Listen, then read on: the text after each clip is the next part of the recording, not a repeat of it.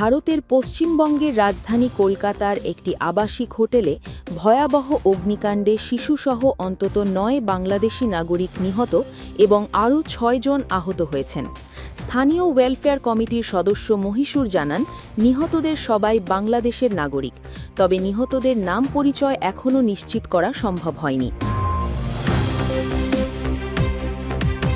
ভারতের পিটিআই ও এনডিটিভি সহ আরও বেশ কয়েকটি সংবাদ মাধ্যম নিশ্চিত করেছে যে আগুনে প্রাণ হারানো ৯ জনই বাংলাদেশি নাগরিক এবং তারা চিকিৎসার উদ্দেশ্যে কলকাতায় গিয়েছিলেন।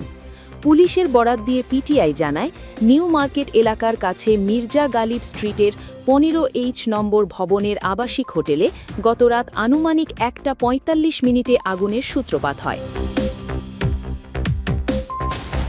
ফায়ার সার্ভিসের 5টি ইউনিট, পুলিশ ও দুর্যোগ ব্যবস্থাপনা দলের কর্মীরা দ্রুত উদ্ধার অভিযানে যোগ দেন।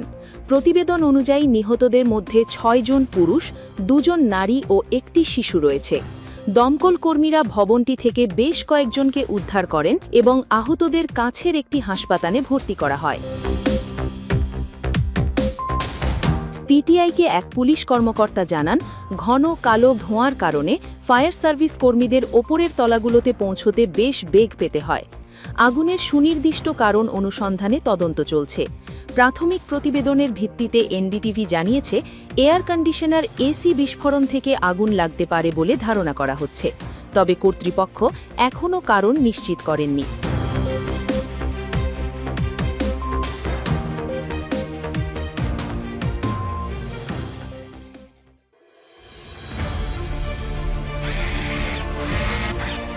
আলোতে থাকুন, ফোকাসে থাকুন, হাত রাখুন প্রজন্মের হাতে।